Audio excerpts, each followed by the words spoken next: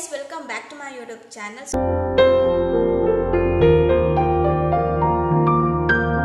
ಇವತ್ತಿನ ವಿಡಿಯೋದಲ್ಲಿ ನಾನು ನಿಮ್ಮೆಲ್ಲರಿಗೂ ಉಪಯೋಗ ಆಗೋಂಥ ವಿಡಿಯೋನೇ ತೊಗೊಂಡ್ಬಂದಿದ್ದೀನಿ. ಏನಪ್ಪ ಅಂತ ಹೇಳಿದ್ರೆ ಐಬ್ರೋ ಮತ್ತು ಹೈ ಲ್ಯಾಶಸ್ನ ನಾವು ಯಾವ ರೀತಿ ಇಂಪ್ರೂವ್ಮೆಂಟ್ ಮಾಡ್ಕೋಬೇಕು, ಸೊ ಅದರಲ್ಲೂ ಕೂಡ ಮನೆಯಲ್ಲೇ ಯಾವ ರೀತಿ ಮಾಡ್ಕೋಬೇಕಂತೇಳಿ ಈ ವಿಡಿಯೋದಲ್ಲಿ ನಿಮಗೆ ಹೇಳ್ಕೊಡ್ತೀನಿ. ಇನ್ನು ಯಾರೆಲ್ಲ ಯೂಟ್ಯೂಬ್ ಚಾನಲ್ಗೆ ಸಬ್ಸ್ಕ್ರೈಬ್ ಆಗಿಲ್ಲ ಬೇಗ ಹೋಗಿ ಸಬ್ಸ್ಕ್ರೈಬ್ ಮಾಡ್ಕೊಳ್ಳಿ.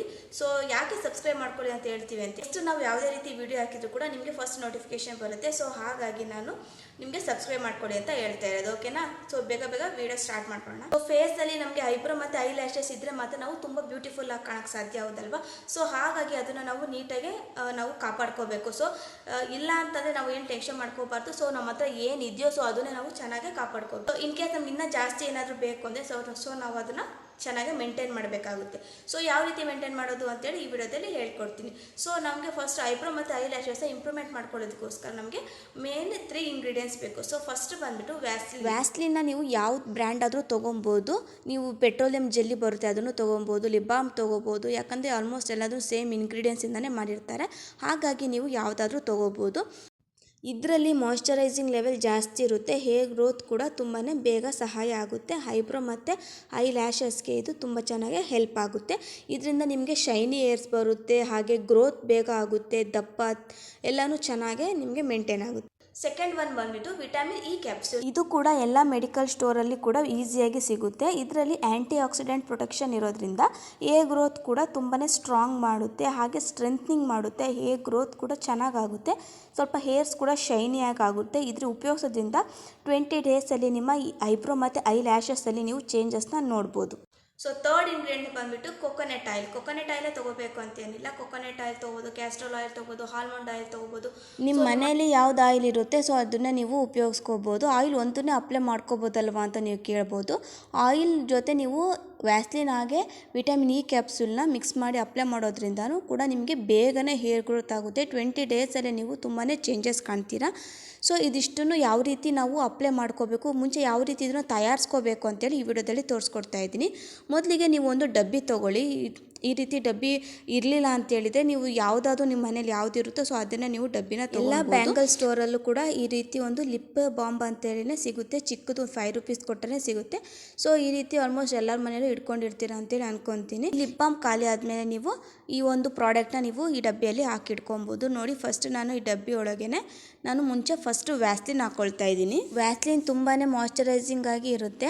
ಸೊ ನೀವು ಇದನ್ನು ಸ್ಟಾರ್ಟಿಂಗ್ ಸ್ವಲ್ಪನೇ ಮಾಡ್ಕೊಳ್ಳಿ, ಯಾಕಂದರೆ ನಾವು ಏನೇ ಮಾಡ್ಕೊಂಡ್ರೂ ಕನ್ಸಿಸ್ಟೆನ್ಸಿ ತುಂಬ ಮುಖ್ಯ. ನಮ್ಗೆ ಎಷ್ಟು ಬೇಕು ಅನ್ನೋದು ತುಂಬ ಮುಖ್ಯ. ಒಂದು ಡೈಲಿ ಮಾಡ್ಕೊಳ್ಳೋದಕ್ಕಾಗಲ್ಲ. ಸೊ ಹಾಗಾಗಿ ಒಂದು 20 ಡೇಸ್ಗೆ ಒಂದ್ಸತಿ ಮಾಡ್ಕೊಳ್ಳೋಣ, ಜಾಸ್ತಿ ಮಾಡ್ಕೊಳೋದು ಬೇಡ. ನೀವು 2-3 ಮಂತ್ಸ್ಗೆಲ್ಲ ಮಾಡ್ಕೊಳೋದಿದ್ರೆ ಸ್ವಲ್ಪ ಅದು ಹಾಳಾಗುತ್ತೆ. ಸೊ ಹೋಮ್ ಮೇಡ್ ಅಲ್ವಾ, ಬೇಗನೆ ಹಾಳಾಗುತ್ತೆ. ಸೊ ಹಾಗಾಗಿ ನೀವು ಸ್ವಲ್ಪನೇ ಮಾಡ್ಕೊಳ್ಳಿ. ನೆಕ್ಸ್ಟ್ ನಾನು ಇದಕ್ಕೆ ವಿಟಮಿನ್ ಇ ಕ್ಯಾಪ್ಸೂಲ್ನ ಒಂದು ಫುಲ್ ಹಾಕ್ಕೊಳ್ತಾ ಇದ್ದೀನಿ. ಇದರಲ್ಲಿ ಹಾಫ್ ಹಾಕ್ಕೊಳೋದು ಹಾಗೆ ಅರ್ಧ ಉಳಿಸೋದು ಈ ರೀತಿ ಮಾಡೋ ಹಾಗಿಲ್ಲ.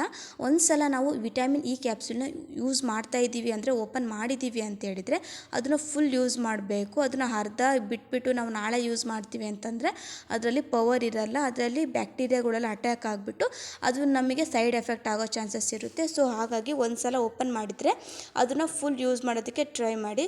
ಸೊ ಹಾಗಾಗಿನೇ ನಾನು ಇವಾಗ ಇದನ್ನು ಫುಲ್ ಹಾಕ್ಕೊಳ್ತಾ ಇದ್ದೀನಿ. ಅದರೊಳಗೇನು ಜಾಸ್ತಿ ಏನಿರಲ್ಲ, ಒಂದು 5 to 6 ಡ್ರಾಪ್ಸ್ ಇರುತ್ತೆ ಅಷ್ಟೇ. ನೀವು ಮೋಸ್ಟ್ಲಿ ಯೂಸ್ ಮಾಡ್ಬೋದು, ಏನು ತೊಂದರೆ ಇಲ್ಲ. ಮಿಕ್ಕಿದ್ರೆ ಸ್ವಲ್ಪ ನೀವು ಫೇಸ್ ಕೂಡ ಅಪ್ಲೈ ಮಾಡ್ಕೊಬೋದು. ಸೊ ನೆಕ್ಸ್ಟ್ ನಾನು ಇದಕ್ಕೆ ಕೊಕೊನೆಟ್ ಆಯಿಲ್ನ ಮಿಕ್ಸ್ ಮಾಡ್ಕೊಳ್ತಾ ಇದ್ದೀನಿ. ಕೊಕೊನೆಟ್ ಆಯಿಲ್ನ ನೀವು 2 to 3 ಡ್ರಾಪ್ಸ್ ಹಾಕ್ಕೊಂಡ್ರೆ ಸಾಕಾಗುತ್ತೆ, ಸ್ವಲ್ಪ ಜಾಸ್ತಿ ಹಾಕ್ಕೊಂಡ್ರೂ ಏನು ತೊಂದರೆ ಇಲ್ಲ. ಕೊಕೊನೆಟ್ ಆಯಿಲ್ ಅಲ್ವಾ, ನಾವು ಯಾವುದೇ ರೀತಿ ಕಣ್ಣು ಮುಚ್ಕೊಂಡು ಉಪಯೋಗಿಸ್ಕೋಬೋದು, ಏನು ತೊಂದರೆ ಇಲ್ಲ. ಸೊ ಇವಾಗ ಇದನ್ನು ಚೆನ್ನಾಗೇ ಮಿಕ್ಸ್ ಮಾಡ್ಕೊಳ್ಳೋಣ. ಇದನ್ನು ಒಂದ್ಸಲ ಚೆನ್ನಾಗಿ ಮಿಕ್ಸ್ ಮಾಡಿಬಿಟ್ಟು ಇದನ್ನು ಒಂದು 1/2 hour ಹಾಗೆ ಎತ್ತಿಡಬೇಕು, ಅವಾಗ ಅದು ಚೆನ್ನಾಗೇ ಮಿಕ್ಸ್ ಆಗುತ್ತೆ ಎಲ್ಲ ಕಡೆನೂ. ಸೊ ಅದಾದಮೇಲೆ ನಾವು ನೆಕ್ಸ್ಟ್ ನಾವು ನೈಟ್ ಮಲ್ಗೋಬೇಕಾದ್ರೆ ಇದನ್ನು ಅಪ್ಲೈ ಮಾಡ್ಕೊಬೇಕು. ಯಾವ ರೀತಿ ಅಪ್ಲೈ ಮಾಡ್ಕೊಳೋದು ಅಂತೇಳಿ ಹೇಳ್ಕೊಡ್ತೀನಿ. 3 ಡೇಸ್ 1 ಮಂತ್ ತನಕ ನೀವು ಯೂಸ್ ಮಾಡ್ಬೋದು.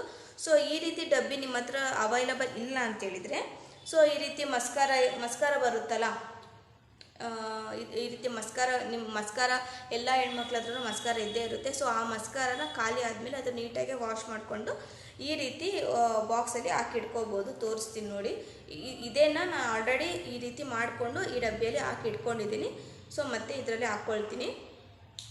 ಸೊ ಈ ರೀತಿ ಮಾಡ್ಕೊಳೋದ್ರಿಂದ ನೀವು ಕೈಯೆಲ್ಲ ಮಾಡಿಕೊಂಡು ಅಪ್ಲೈ ಮಾಡ್ಕೊಳ್ಳೋ ಅವಶ್ಯಕತೆ ಇರಲ್ಲ. ಸೊ ಇದನ್ನು ನಾನು ಇದರೊಳಗೆ ಟ್ರಾನ್ಸ್ಫರ್ ಮಾಡ್ಕೊತೀನಿ ನೋಡಿ.